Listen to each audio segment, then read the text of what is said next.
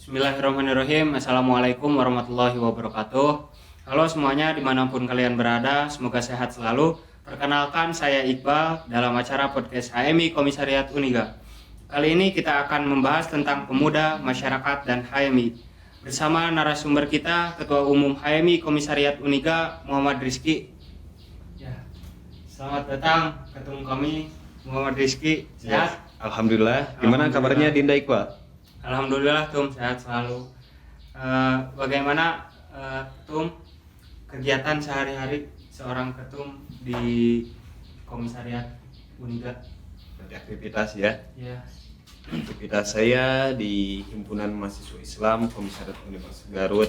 Ya biasa saya pengabdian karena saya alhamdulillah menjabat menjadi ketua umum periode 2020-2021 dan aktivitas sekarang alhamdulillah saya baru lulus di Universitas Garut di FISIP Administrasi Negara dan sekarang saya lanjut studi di Pasca Sarjana Unpad jurusan Administrasi Publik dan saya juga aktif di organisasi, di beberapa organisasi termasuk di HMI menjadi ketua umum di wilayah organisasi sosial masyarakat, mengajar dan juga yang lainnya yang pastinya insya Allah bermanfaat bagi masyarakat.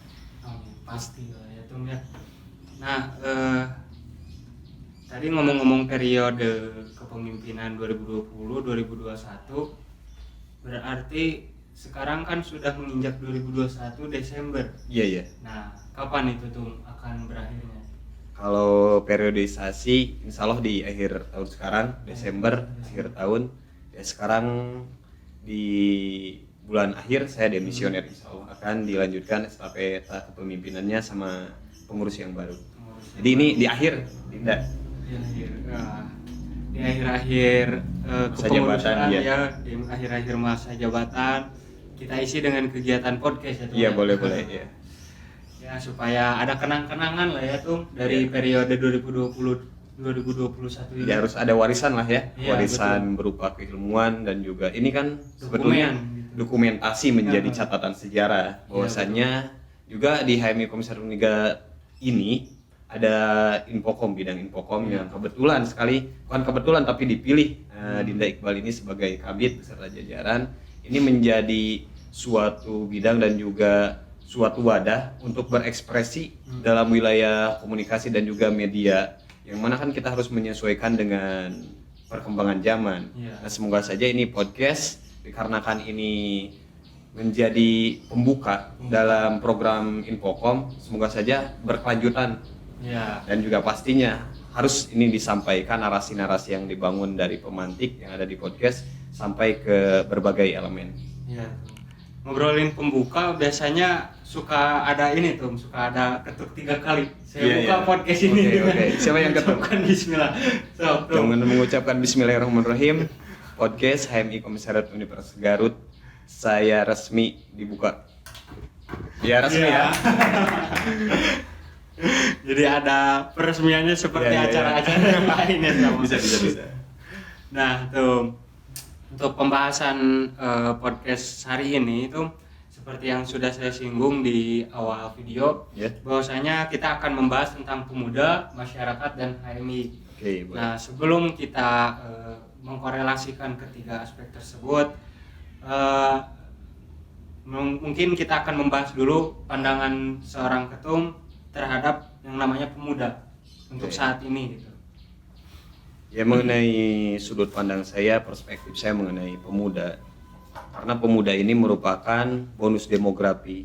Saya selalu membuat narasi kepada teman-teman, khususnya kepada generasi muda, kaum intelektual muda, yang mana khususnya ini ada HMI atau secara general umum di tatanan masyarakat. Jadi generasi muda itu merupakan aset yang sangat berharga, aset bagi berbagai elemen khususnya bagi negara. Karena estafeta kepemimpinan siapa lagi yang akan meneruskan kalau bukan generasi muda. Tapi kalau kita berbicara mengenai generasi muda, itu tidak lepas dari yang namanya keidentikan dengan jiwa semangat, spirit yang tinggi, etos kerja yang tinggi, cara berpikir yang baru, inovatif. Namun di sini harus menjadi catatan, karena generasi muda selain daripada disiapkan, generasi yang sudah menjadi senior kita juga harus memberikan arahan dan juga mentoring secara berkelanjutan supaya ada kesiapan dan juga ada kapabilitas yang disiapkan dari setiap insan generasi muda untuk menjadi pemimpin dimanapun mereka berada dari berbagai elemen, asalkan mereka dapat berpartisipasi, berkontribusi khususnya untuk masyarakat secara umum. Ya. Jadi supaya arah geraknya tidak apa ya istilahnya, karena terlalu bersemangat, Iya. terlalu liar gitu kan. Iya, Jadi tidak. tetap saja pemuda juga butuh yang namanya arahan gitu Iya, dari seorang arahan senior. dari mentor-mentor yang pastinya harus ada mentor pilihan, mentor terbaik supaya adanya generasi muda yang dicetak. Pasti harus ada guru lah gitu ya. Iya. Atau kalau di HMI ada yang disebut mentor. Kita harus ada mentor supaya lebih terarah dalam setiap gerakan secara sistematis. Iya, betul sekali itu. Nah, mengenai pemuda tadi, gimana sih tuh pemuda dalam sejarah gitu tuh? Apakah ya untuk perbandingan lah antara pemuda hari ini dan pemuda di masa lalu gitu tuh? Oke. Kalau berbicara perspektif historis, sebetulnya dari dulu, dari zaman Nabi Muhammad itu ada peran pemuda seperti Sayyidina Ali. Bahkan sebelum kemerdekaan, pasca kemerdekaan, di Orde Lama, Orde Baru, pasca reformasi pun generasi muda selalu mendominasi dalam setiap gerakan. Maksudnya, tafsirannya, generasi muda selalu mengabarkan kepada masyarakat dalam wilayah hal-hal yang sifatnya positif. Kenapa saya katakan seperti itu? Karena berdasarkan catatan sejarah, banyak sekali generasi muda, saya membuat narasi secara general dalam artian karena banyak sekali peran yang sudah bisa dikatakan dan juga diakui secara nyata. Generasi muda selalu berperan aktif dan juga memiliki peran yang sangat penting. Baik itu pas reformasi, sebelum reformasi, karena baik itu di kancah politik, di ekonomi, dalam sosial budaya, generasi muda selalu menawarkan solusi dan juga inovasi yang baru. Itu yang membedakan antara generasi senior dengan generasi muda, memiliki inovasi dan juga kelebihan di wilayah IT. Sehingga saya selalu menyemangati dan juga menyemati termasuk diri sendiri dan juga kepada teman-teman dalam satu organisasi supaya kita harus bersiap-siap dalam menghadapi era yang mana serba digital. Dan juga ini kan digitalisasi dalam penyampaian isu, penyampaian informasi dengan cara podcast kayak ini. Jadi generasi muda dalam setiap zaman selalu berperan aktif. Sehingga saya nyatakan seperti Adinda Iqbal ini gitu ya, harus membuat inovasi, terus melakukan progresivitas untuk melakukan perubahan. Baik itu di pendidikan, dalam sektor apapun, asalkan memberikan perubahan yang baik. Nah berarti apa ya? Kalau masalah semangat, Iya. sudah tidak perlu diragukan lagi lah ya. Kalau masalah generasi muda, itu pasti semangatnya menggebu-gebu. Menggebu-gebu. Iya. Dan juga ya mungkin tadi yang sudah disebutkan bahwasanya membutuhkan mentor. Iya. Salah satunya membutuhkan mentor. Nah, dan juga ya mungkin perlu referensi gitu ya dari sejarah-sejarah yang ada. Yang mungkin tetap kembali lagi harus berwawasan gitu, walaupun secara gerakan udah pasti ya disempurnakan lah gerakan dengan ilmunya gitu. Nah tadi sudah disinggung-singgung bahwasanya pemuda itu selalu berperan di dalam sejarah yang pastinya peran tersebut berdampak baik kepada masyarakat. Ya. Lalu kita langsung membahas ke pembahasan selanjutnya, yaitu tentang masyarakat. Oke. Nah, sebagai seorang aktivis, bagaimana sih pandangan seorang ketua umum HMI Komisariat Uniga memandang masyarakat saat ini? Ya karena civil society, the people yang ada di kalangan bawah bisa dikatakan, yang ada di masyarakat secara umum. Masyarakat itu diposisikan sebagai kasta tertinggi. Dalam artian memang di negara kita tidak ada kasta, namun kekuasaan tertinggi berada di tangan rakyat. Bukan berarti masyarakat selalu benar, tapi di sini masyarakat harus dijunjung tinggi dalam skala prioritas, dan juga harus adanya pandangan dan juga gerakan dari generasi muda mengenai masyarakat. Kalau saya menilai dari masyarakat, sebetulnya jangan memposisikan masyarakat sebagai kambing hitam dalam setiap kebijakan. Itu tergantung pemegang otoritas yang ada di negeri ini, baik itu di skala daerah ataupun pusat. Sehingga kalau berbicara mengenai sudut pandang, masyarakat sekarang sangat membutuhkan, karena tadi sesuai dengan pembahasan yang akan kita elaborasikan 3 poin antara pemuda, masyarakat, dan juga HMI. Masyarakat masuk ke dalam sub pembahasan tafsirannya, kenapa masyarakat harus dilibatkan dalam setiap gerakan. Karena kita melakukan atau mengimplementasikan terhadap pengabdian ataupun kewajiban kita sebagai insan akademis, maka orientasi akhirnya itu pengabdian kepada masyarakat. Karena sesuai dengan misi yang ada di dalam anggaran dasar Himpunan Mahasiswa Islam, ada pengabdian kepada masyarakat, terbitnya insan akademis, pencipta pengabdi yang bernapaskan Islam dan bertanggung jawab atas terwujudnya masyarakat adil makmur yang diridhoi Allah Subhanahu wa taala. Sehingga kalau berbicara mengenai pandangan, masyarakat harus dijunjung tinggi. Bukan berarti masyarakat selalu benar gitu ya.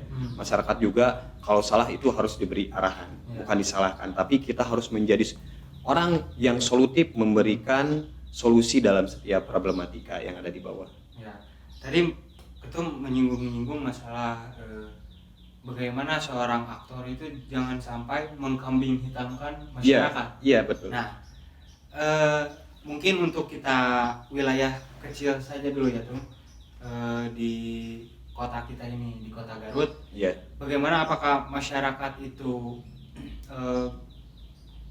ya istilahnya terkambing hitamkan gitu, atau masyarakat di Garut stabil-stabil saja, atau ada di beberapa tempat seperti itu atau di tempat lain tidak? Saya tidak menyebut dalam studi kasus karena kan banyak sekali ya. Tapi terkadang masyarakat selalu menjadi kambing hitam dalam setiap kebijakan, baik itu kebijakan pemerintah atau kelompok kepentingan, yang mana kalau ada permasalahan ataupun bencana ataupun kebijakan yang tidak tepat, sasaran yang selalu dikambing hitamkan itu masyarakat. Karena contohlah masyarakat kurang partisipatif, atau masyarakat tidak taat terhadap aturan, masyarakat itu tidak mengerti mengenai regulasi yang dibuat, sehingga masyarakat selalu dijadikan kambing hitam. Memanglah tidak hanya di kota Garut saja, tapi termasuk di Garut. Ini menjadi kritik mungkin bagi pemilik otoritas yang ada di daerah ataupun di pusat, sehingga saya menyebutkan dan juga menyimpulkan masyarakat itu harus dihormati. Karena kan saya juga kadang aneh, Dinda Iqbal ini pasti menganalisa, meskipun kita negara demokrasi yang menjunjung tinggi suara rakyat, namun di kala masyarakat menginginkan sesuatu atau tidak setuju terhadap suatu permasalahan, itu skalanya mayoritas tapi terkadang tidak didengar. Bahkan ada narasi yang dibangun oleh penguasa, masyarakat tidak mengerti tentang tujuan yang akan dibuat oleh penguasa. Jadi apa sih arti demokrasi menurut penguasa gitu? Iya, betul. Mungkin apakah bisa dikatakan bahwa demokrasi di Indonesia itu sudah hilang? Kalau hilang enggak, tapi lebih tepatnya disebut cacat lah. Cacat demokrasi. Sepertinya ada tapi tidak diimplementasikan. Iya, seperti itu mungkin. Teori saja gitu. Iya, sepertilah lebih tepatnya seperti itu. Kalau disebut hilang demokratis di Indonesia, ya bisa dikatakan ini makar lah. Ya, seperti itulah, dibungkam lah.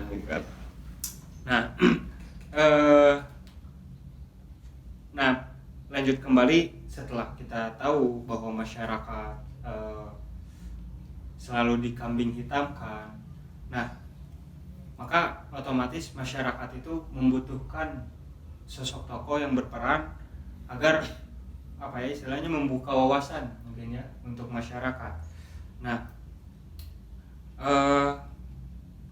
peran pemuda gitu ya, tuh peran pemuda hari ini apakah sudah memenuhi gitu istilahnya kebutuhan masyarakat dalam mengetahui dinamika negara gitu, dinamika sosial di negara.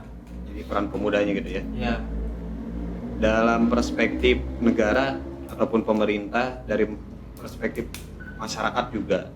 Terkadang kita minim terhadap legitimasi, minim kepercayaan. Namun ini menjadi tantangan bagi kita sebetulnya. Terkadang dapat disimpulkan bahwa generasi muda itu satu kesimpulan tafsirannya, kalau contoh ada kekerasan, yang tidak mengikuti kekerasan atau yang taat terhadap aturan, mereka juga ikut disalahkan. Karena definisinya itu generasi muda, anak muda sekarang itu rawan dan juga suka kriminal. Padahal tidak semua generasi muda itu kriminal. Iya. Padahal itu tafsiran-tafsiran itu menjadi pesimis generasi muda dalam wilayah perubahan dan juga gerakan. Sehingga kalau kita minim terhadap legitimasi dari penguasa ataupun dari masyarakat, ya saya tadi katakan harus kita terus melakukan inovasi-inovasi yang baru, melakukan perubahan. Ada bencana kita harus partisipatif, ada kegiatan atau isu nasional kita harus ikut mengkritisi, mengkaji dan juga memberikan solusi. Kalau ada apa yang menjadi harapan daripada masyarakat kita tampung meskipun kita bukan penguasa, karena kita adalah katalisator yang menjembatani, yang menjadi benang merah antara penguasa dengan masyarakat. Kita adalah mahasiswa kan, dan juga pemuda harus memiliki peran di masjid. Berarti kembali lagi ya, yang dibutuhkan hari ini adalah mahasiswa ya. Mahasiswa dan juga pemuda pastinya. Pemuda dan mahasiswa. Nah, berbicara tentang mahasiswa, peran ya di mahasiswa terdapat organisasi-organisasi yang berperan aktif gitu ya di kemasyarakatan. Contohnya ya organisasi kita ini HMI gitu ya. Nah, bagaimana sih peran HMI sebagai pemuda kan? Sebagai pemuda sekaligus mahasiswa gitu, di tengah masyarakat. Sampai sejauh ini gitu. Terkadang kita juga bangga karena kita ya pasti teman-teman yang nonton video ini mungkin banyak yang sudah tahu mengenai kiprah organisasi yang kita cintai, yaitu Himpunan Mahasiswa Islam, yang mana ini merupakan organisasi terbesar mahasiswa, organisasi mahasiswa terbesar di Indonesia dan juga bisa dikatakan tertua. Dalam artian kalau berbicara kiprah, kita memiliki alumni-alumni yang berperan aktif dalam tataran politik, di eksekutif, legislatif, yudikatif, ataupun menjadi seorang ekonom, pengusaha, menjadi tokoh agama, pimpinan ormas, pimpinan partai, dan juga yang lainnya. Para akademisi banyak, tapi itu menjadi bisa dikatakan menjadi tantangan bagi generasi muda, menjadi tantangan bagi kader HMI. Bagaimana caranya kita harus menjadi orang yang lebih daripada mereka dalam wilayah prestasi dan juga inovasi dan juga partisipasi kepada masyarakat dan juga kepada negara kita tercinta. Dan juga kalau berbicara mengenai HMI, kalau dari partisipasi kepada masyarakat secara langsung atau tidak memanglah kita sangat besar, baik itu dalam kegiatan sosial, budaya, perekonomian, politik. HMI selalu berperan aktif, selalu berperan secara masif meskipun itu tidak terlihat, karena regulasi yang dibuat oleh penguasa yang ada di negara kita tercinta itu tidak lepas dari peran-peran kakanda-kakanda kita, ayunda kita yang bermain di sana. Sehingga kalau secara kesimpulan saya itu HMI itu organisasi yang sangat merakyat dalam wilayah kebijakan, tapi sangat elitis karena HMI ini kurang dikenal di tataran masyarakat bawah. Tapi kalau orang-orang bisa dikatakan petinggi negara, tokoh penting tataran nasional maupun daerah, siapa sih yang tidak tahu tentang HMI gitu ya, saking hebatnya ini organisasi. Ya, terus berbicara tentang siapa yang tidak tahu, mungkin masyarakat secara umum juga ketika memandang HMI biasanya kan di YouTube nih tuh, di YouTube searching HMI, wow lagi pada demo, lagi pada memberontak ke pemerintah. Nah, gimana sih tuh pandangan Ketum terhadap ya pandangan masyarakat, pandangan Ketum terhadap pandangan masyarakat terhadap HMI yang suka demo itu? Kalau sebetulnya jangankan masyarakat, rektor ataupun dekan ataupun mahasiswa secara umum kalau mandang HMI, oh yang suka demo ya. Padahal peran penting dari HMI bukan hanya demo, karena itu merupakan sub daripada program kerja. Karena kita juga di sana ada berbagai bidang, khususnya di Komisariat Uniga ada PTKP, ada P3A, ada KPP, ada PP, ada Infocom, sehingga ini kan punya program masing-masing.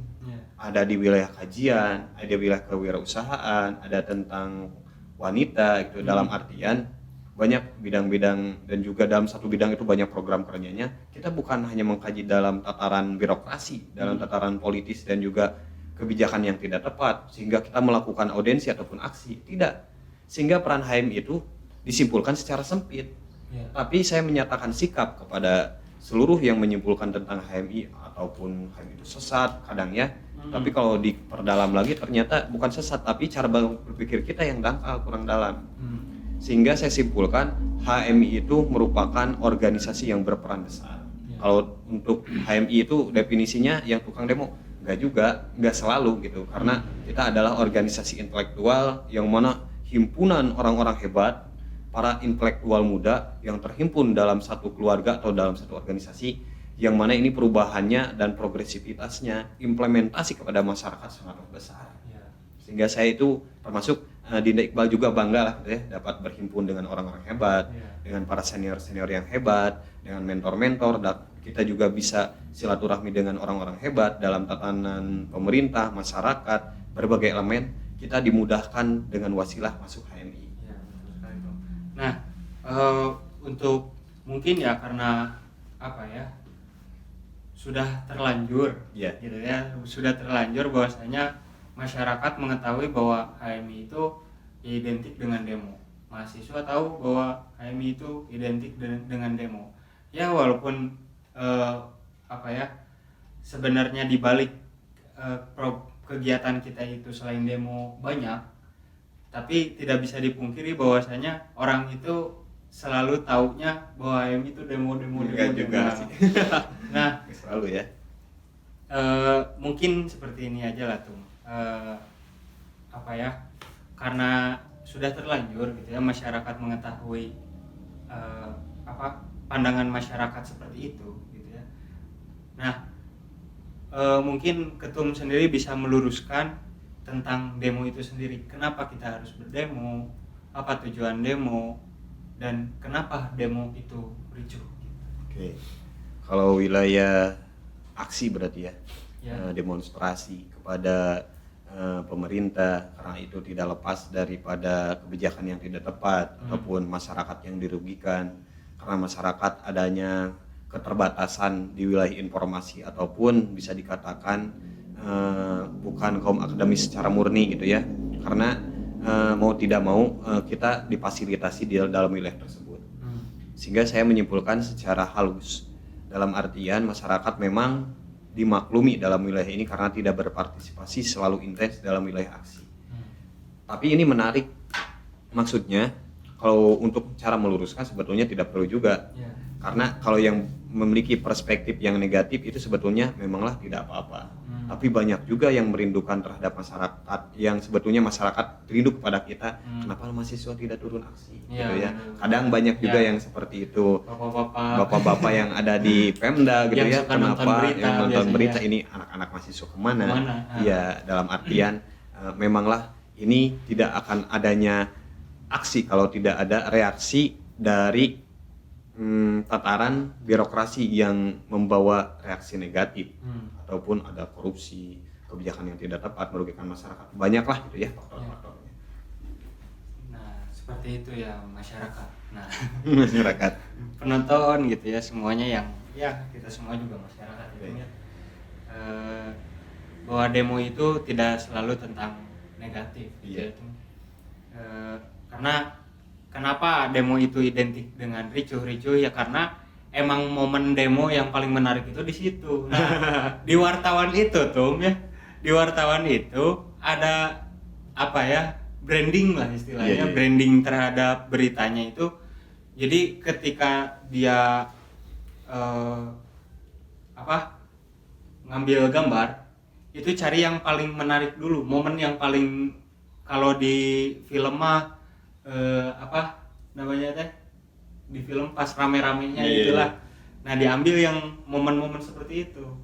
Makanya pandangan masyarakat terhadap demo itu selalu identik dengan ricuh.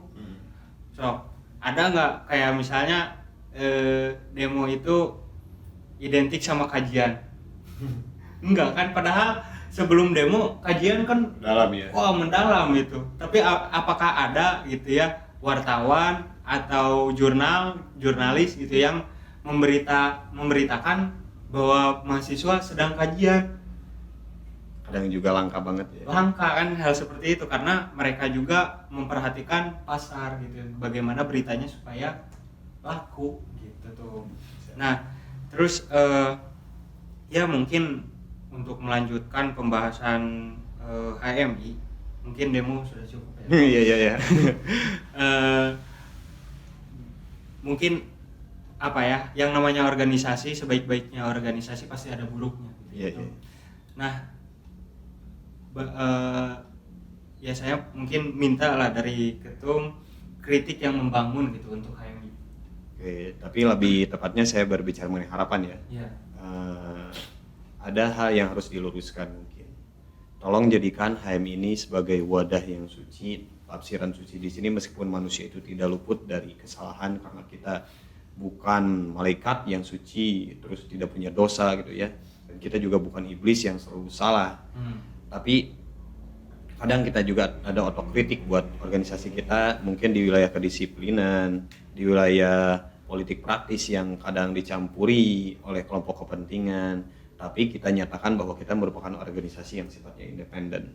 Dan kita tegaskan itu dalam konstitusi, bahwa kita tidak terikat oleh partai manapun, kelompok kepentingan manapun, kita independen, kita untuk masyarakat, kita untuk negara, tidak boleh merugikan suatu kelompok, apalagi masyarakat. Tapi kalau gini Bang Iqbal ya, kalau berbicara harapan, banyak juga harapan yang saya harapkan kepada khususnya adik-adik komisariat yang akan melanjutkan estafeta kepemimpinan ke depan. Kalau berbicara mengenai harapan tadi, apa yang saya harapkan kepada teman-teman, yang pertama pasti di wilayah literasi yang harus ditingkatkan lagi, karena HMI itu sangat identik dengan intelektual dan juga buku berjalannya gitu ya. Itu harus kita wariskan terus tradisi mengenai baca buku. Terus yang selanjutnya kita bangun keharmonisan dan juga integritas di dalam tatanan organisasi yang sebetulnya harus ada elaborasi dengan senior, dengan para mentor, dengan kader, dengan pengurus, dengan pemerintah, dengan masyarakat, dengan kelompok manapun kita harus bersinergis. Namun ada yang lebih penting daripada merawat konflik atau cipta kondisi gitu ya. Ada yang lebih penting daripada program kerja yang sifatnya sementara ataupun jabatan. Seperti saya punya jabatan, ada yang lebih penting yaitu kekeluargaan besar. Kekeluargaan yang ada di HMI Komisariat Uniga internal. Saya sangat mengharapkan integritas daripada kader dengan kader sesama kader yang aktif, dengan para senior yang gerak bersama bersatu untuk HMI Komisariat Uniga khususnya yang lebih baik. Pastinya.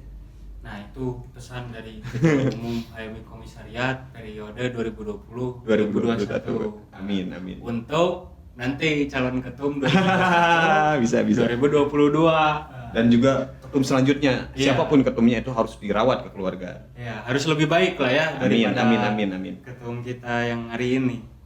Nah Tum, mungkin podcast hari ini kita cukupkan sekian itu.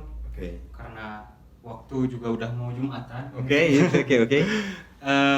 Terima kasih kepada para penonton, ya tidak terasa gitu pembahasan kita mulai dari pemuda, masyarakat, HMI, bahkan tadi ada membahas tentang demo gitu ya, sudah selesai gitu terbahas.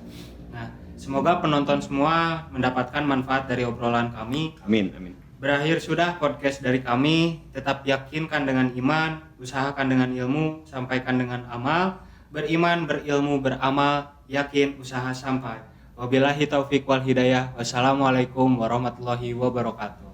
Terima kasih Tum.